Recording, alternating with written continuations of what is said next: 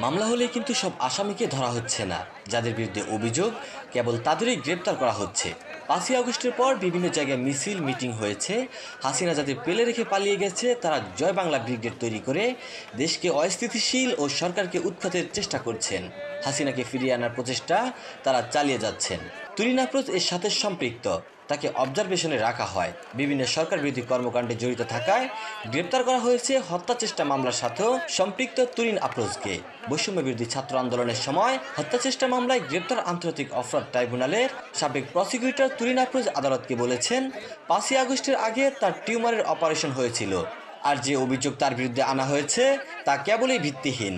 মঙ্গলবার ঢাকার হাকিম আদালতে এই মামলার রিমান্ড শুনানিতে আদালতের অনুমতি নিয়ে নিজের অবস্থান তুলে ধরেন তুরিন। শুনানি শেষে ঢাকার অতিরিক্ত মুখ্য মহানগর হাকিম জাকির হোসাইন তাকে 4 দিন রিমান্ডে রেখে জিজ্ঞাসাবাদের অনুমতি দেন।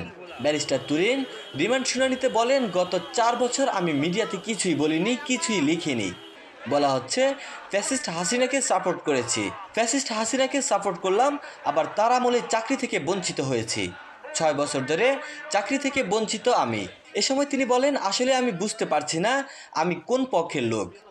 যুদ্ধাপরাধের বিচারে 2010 সালে গঠিত আন্তর্জাতিক অপরাধ ট্রাইব্যুনালেও প্রসিকিউটর ছিলেন আইনজীবী তুরিন আফরোজ। জামায়াতে ইসলামের আমির গোলাম আজমের মামলাসহ গুরুত্বপূর্ণ বেশ কয়েকটি মামলা পরিচালনায় তিনি গুরুত্বপূর্ণ ভূমিকা রাখেন।